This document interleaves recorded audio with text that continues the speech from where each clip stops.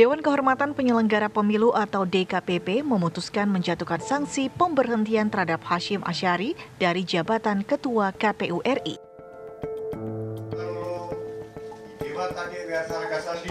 Putusan tersebut dibacakan Ketua DKPP Hedi Lugito pada sidang pengucapan putusan perkara di Gedung DKPP Jakarta Rabu siang. Sanksi tersebut diberikan karena Ketua KPU RI Hasyim Asyari terbukti bersalah dalam perkara dugaan tindak asusila terhadap seorang anggota Panitia Pemilihan Luar Negeri Den Haag Belanda. Sidang Kode Etik Terbuka untuk Umum pada memutuskan 1. Mengabulkan pengaduan pengadu untuk seluruhnya. 2. Menjatuhkan sanksi pemberhentian tetap kepada Teradu Hasyim Asyari selaku Ketua merangkap anggota Komisi Pemilihan Umum terhitung sejak putusan ini dibacakan. 3. Presiden Republik Indonesia untuk melaksanakan putusan ini paling lama 7 hari sejak putusan ini dibacakan. Dan 4. Memerintahkan Badan Pengawas Pemilihan Umum untuk mengawasi pelaksanaan putusan ini. Hasyim selaku teradu terbukti melakukan pelanggaran kode etik dan pedoman perilaku penyelenggara pemilu. Tim TV One mengabarkan. Ya, kemarin sore sangat mengejutkan publik di mana Ketua KPU Republik Indonesia Hasyim Asyari ini resmi dipecat karena terlibat tindakan asusila dengan anggota PPLN di Den Haag Belanda. Untuk itu kami akan mengajak Anda untuk membahas dialog bersama pagi hari ini. Sudah ada di studio anggota Dewan Pembina Perludem, Mbak Titi Anggraini. Selamat pagi Mbak Titi. Selamat pagi. Sehat ya Mbak Titi ya? Oke, kemudian juga sudah bergabung bersama kami melalui daring ada staf khusus Presiden Grace Natali. Selamat pagi Mbak Grace. Pagi Mbak Grace. Selamat pagi Rati, Sera, Mbak Titi. Selamat pagi. Ya, Mbak Grace, mengenai Ketua KPU RI Hasyim Asyari yang dipecat, bagaimana dengan tindak lanjut yang seharusnya memang Presiden akan segera menindaklanjuti ini? Ya. Terima kasih. Yang pertama tentu pemerintah kita menghormati putusan DKPP sebagai lembaga yang berwenang untuk menangani pelanggaran kode etik dari penyelenggara pemilu. Dan putusan ini menjadi refleksi bahwa keadilan untuk korban atau pengadu telah ditegakkan dan hukuman sudah dijatuhkan. Dan kami tentu sangat menyayangkan ada peristiwa seperti ini. Secara administratif, Presiden akan menerbitkan Kepres untuk menindaklanjuti putusan DKPP dalam waktu 7 hari setelah putusan DKPP dibacakan. Kalau saat ini pemerintah atau dalam hal ini lebih detailnya Kemensetnek masih menunggu salinan putusan dari DKPP tersebut. Dan pemerintah akan mendukung KPU untuk memastikan bahwa pilkada serentak yang sudah sebentar lagi akan berlangsung, bahkan tahapannya sudah akan segera dimulai, tetap berlangsung sesuai jadwal. Jadi tidak ada yang berubah atau terganggu karena sudah ada mekanisme untuk mengisi anggota KPU yang berhalangan atau diberhentikan. Begitu, Sarah. Ya, Mbak Grace, nantinya apakah ada kekosongan di KPU atau justru ada pejabat sementara yang akan diarahkan? Mekanisme penggantian akan mengikuti suara terbanyak berikutnya saat fit dan proper test di DPR pada 2022. Jadi nanti ini akan diproses oleh Komisi 2 DPR. Kemudian karena anggota KPU kan ada 7 orang, ada 7 peraih suara terbanyak, artinya nanti yang menggantikan adalah peraih suara ke-8 terbanyak untuk menggantikan Pak Hasyim. Baik, Mbak Grace, mungkin ada syarat-syarat yang juga mungkin menjadi concern dari pemerintah untuk menindaklanjuti agar kejadian seperti ini tidak kembali terjadi. Ya, Ini tentu memang menjadi catatan ya untuk kita semua agar ke depan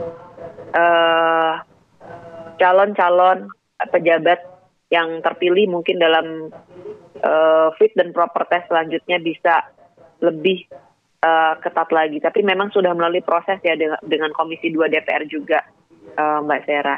Sekiranya peristiwa ini akan jadi pembelajaran, peringatan buat kita semua pejabat negara terutama ya untuk tidak coba-coba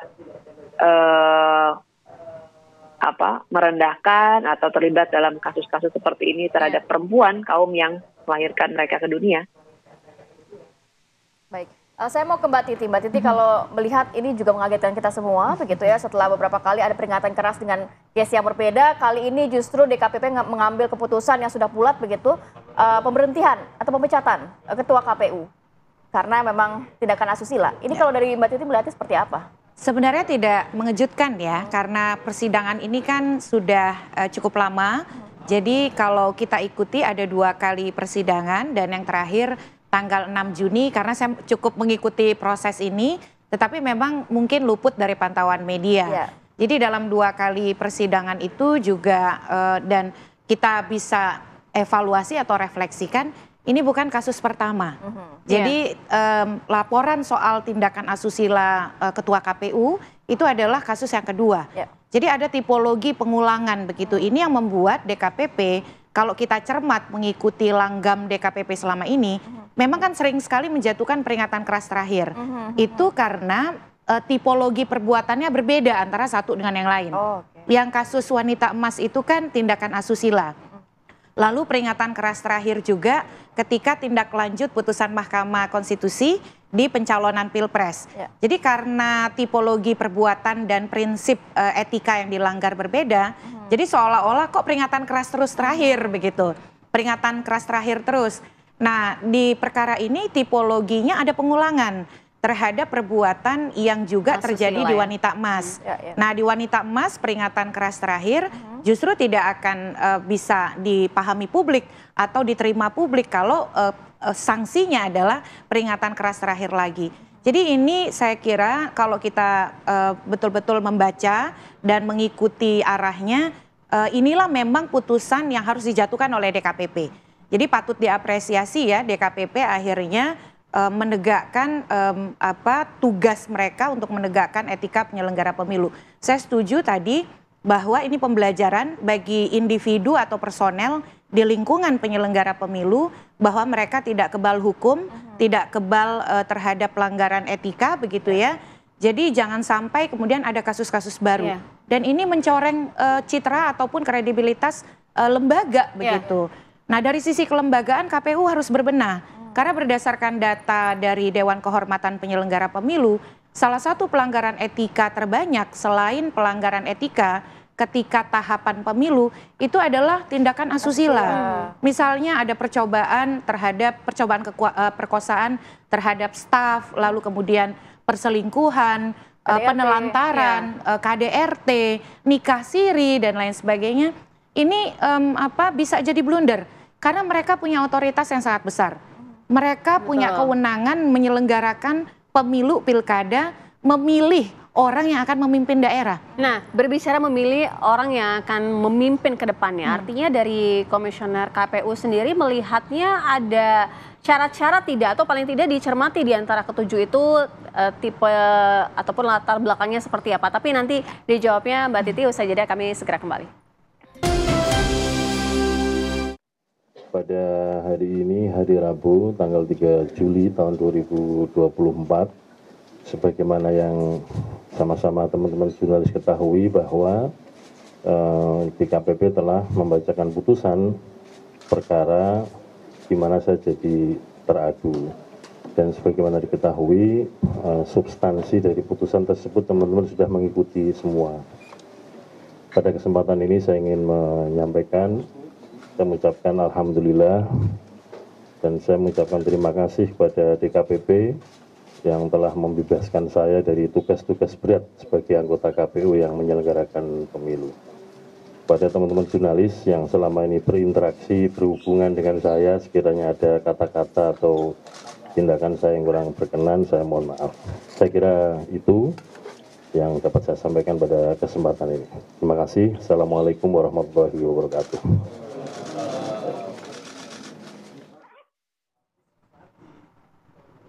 Baik, kita lanjutkan dialog saya ke Mbak Titi. Mbak Titi, kalau melihat nantinya yang akan menggantikan posisi Ketua KPU RI, walaupun saat ini Komisi 2 DPR sedang menggodok ya, menggelar rapat juga mengenai hal ini. Artinya rekam jejak ini menjadi sangat penting untuk dilihat. Dari beberapa komisioner KPU seperti apa?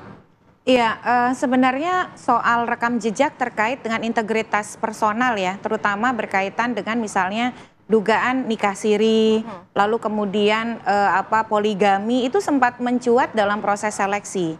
Tapi kemudian kan prosesnya berlanjut, terpilih begitu. Kedepan memang ini harus ada evaluasi yang sangat mendasar. Rekomendasi salah satunya adalah setiap seleksi jangan sampai tidak melibatkan Komnas Perempuan misalnya untuk penelusuran rekam jejak. Lalu juga Komnas HAM terkait dengan dugaan-dugaan pelanggaran yang terkait apakah kekerasan terhadap perempuan, KDRT dan lain sebagainya. Jadi ini yang saya kira menjadi pembelajaran betul bagi tim seleksi dan juga evaluasi bagi internal kelembagaan. Kenapa bisa perilaku itu berulang dan menggunakan relasi kuasa? Bagaimana mekanisme saling kontrol di internal? Karena misalnya rumor soal perbuatan ini terus terang yang di luar KPU saja pernah mendengar sebelum ini masuk ke DKPP. Bagaimana internal kelembagaan sesama kolega komisioner itu saling memberikan check and balances, kontrol kepada sesama anggota begitu ya. Kalau sampai 2 kali itu kan berarti apakah ini patut dicurigai ya? Jangan-jangan memang ada juga pembiaran begitu ya atau toleransi. Jadi saya berharap KPU segera melakukan audit internal kelembagaan terutama terkait dengan sistem kerja mereka. Karena kan yang dilanggar itu salah satu yang memicu sanksi berat, penggunaan relasi kuasa. Relasi kuasa di mana atasan bawahan yang satu anggota KPU, yang satu PPLN. KPU ini karakter lembaganya hierarkis struktural. Jadi bayangkan yang di KPU RI punya jajaran sampai ke TPS. Itu jutaan. Dan kalau yang di KPU secara kelembagaan permanen itu ribuan sampai kabupaten kota. Dan sangat banyak perempuan yang terlibat. Ini relasi kuasanya melibatkan tindakan asusila. Bagaimana kalau kemudian tekanan misalnya menggunakan pendekatan finansial dan lain-lain begitu ya. Pejabat publik yang menggunakan pendekatan relasi kuasa itu bahayanya berlipat terutama bagi perempuan dan juga mereka yang mengalami ketidakberdayaan. Jadi betul Mbak, saya apresiasi tadi pendapat dari Mbak Grace Natalie ya. Dan kita harus menjadikan ini evaluasi, akan ada revisi Undang-Undang Pemilu. Betul-betul kita harus perbaiki mekanisme seleksi kita dan juga yang paling penting adalah kalau ada peristiwa serupa harus ada sanksi berat. Oke, nanti saya mau ke Mbak Grace terkait harus apa ya, evaluasi seperti apa sih yang harusnya dilakukan besar-besaran di dalam internal KPU melihat tadi cukup banyak pelanggaran etik akibat tindakan asusila. Tapi sebelumnya tadi kita juga sudah mendengarkan pernyataan dari mantan Ketua KPU RI Hasyim Asyari. Kita akan juga mendengarkan pernyataan dari korbannya, yakni inisial CAT berikut ini. Saya mau memberikan apresiasi yang setinggi-tingginya kepada DKPP yang sudah berani mengambil keputusan yang seadil-adilnya untuk kasus saya ini. Dan juga terima kasih juga untuk teman saya Risto dan juga rekan-rekan LKBH FHUI yang sudah mendampingi saya selama persidangan ini. Dan juga nggak mudah. Ya, hal ini sangatlah tidak mudah untuk saya. Dari awal sampai sekarang ini saya mengalami ups and down yang cukup besar, yang dimana saya terkadang juga bingung, tapi saya didampingi oleh kuasa hukum yang sangat hebat. Jadi sampai hasil yang pada hari ini telah ditentukan. Ya. Facing sendiri, kenapa mau facing sendiri? Oh ya, di sini saya datang dari Belanda untuk menghadiri langsung persidangan ini karena saya sendiri ingin mengikuti, melihat bagaimana keadilan di Indonesia ditegakkan. Dan sekarang adalah buktinya di mana semua keadilan itu ditegakkan oleh DKPP. Inspirasi. Dan juga saya ingin memberikan inspirasi kepada semua korban, mau kasus apapun itu, untuk dapat berani. Utamanya perempuan. Terutamanya perempuan untuk mengajukan atau memperjuangkan keadilan.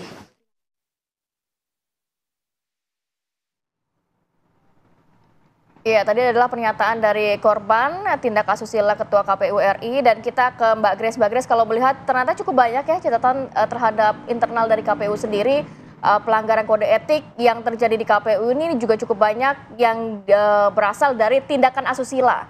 Ini lantas apa yang harusnya dilakukan dan akan dilakukan oleh Presiden nantinya terkait ini? Pertama, tentu kita sangat berempati, sangat menyesalkan sekali dan berharap semoga korban bisa segera pulih ya, kesehatan mental, fisiknya. Kemudian saya setuju dengan Mbak Titi tadi bahwa kita ke depan harus jadi catatan penting untuk melibatkan komite atau komisi perempuan, misalnya ke Komnas Perempuan, Komnas HAM, untuk menjamin, mengecek, memverifikasi bahwa orang-orang yang akan duduk dalam posisi-posisi yang sangat strategis, apalagi membawahi jutaan orang sampai ke pelosok, itu betul-betul orang yang punya integritas, tidak hanya profesional, tapi juga punya integritas pribadi, karena bagaimanapun mereka ini adalah panutan ya.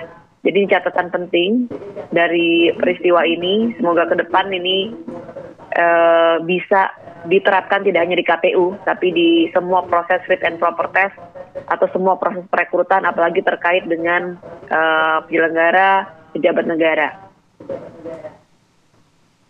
Mbak Grace, mungkin ada evaluasi juga terkait dengan rekam jejak nantinya untuk kedepannya pemilihan dari Ketua KPU RI ini yang menjadi concern?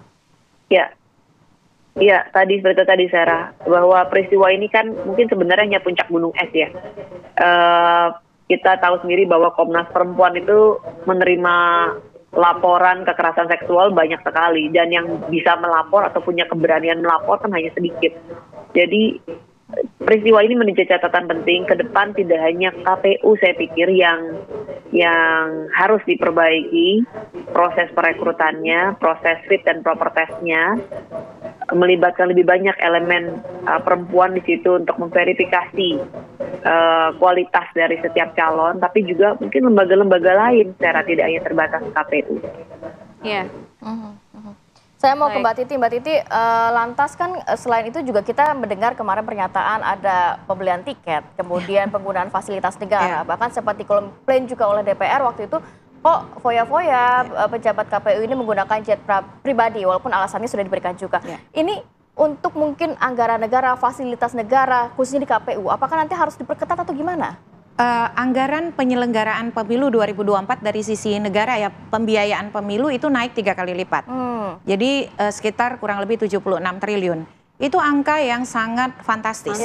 Jadi dari temuan, kalau kita baca putusan utuh, sebenarnya ini juga bisa menjadi temuan awal bagi aparat penegak hukum atau pihak-pihak yang berwenang untuk melakukan tindak lanjut. Audit ya saya kira, karena kan sorotan itu bukan hanya di rapat kerja dengan DPR, tetapi di putusan juga terlihat bagaimana misalnya fasilitas jabatan, dinas itu bisa leluasa digunakan, termasuk juga memberdayakan, mengeksploitasi bawahan untuk memfasilitasi misi pribadi atau tujuan pribadi tadi. Dan kenapa iklim kerja itu kok bisa patuh pada hal-hal yang menyimpang dari aturan? Kan harusnya pekerjaan-pekerjaan di luar tupoksi itu tidak dilakukan.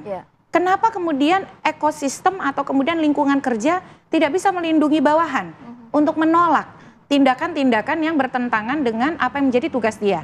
Jadi saya kira bagi pihak-pihak yang relevan misalnya, bukan tidak mungkin ya audit dilakukan oleh BPK Kalau audit pasti ya, tetapi audit misalnya kinerja begitu secara spesifik, dan Komisi 2 apakah sebagai bentuk keseriusan menjaga akuntabilitas keuangan negara membentuk pansus. Karena kan sudah disuarakan ya oleh banyak anggota Komisi 2 tentang misalnya pertanyaan efektivitas penggunaan anggaran.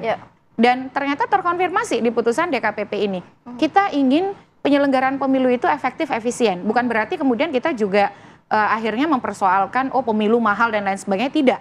Tetapi ini uang rakyat loh. Harus ada auditnya. Artinya pengawasan saat ini yang berjalan pada saat ini, relasi kuasa, kemudian pengawasan yang lemah, itu menjadi salah satu di mana Hasyim Asyari ini dengan leluasa gitu memperlakukan mengambil uang negara, kemudian menggunakan fasilitas negara.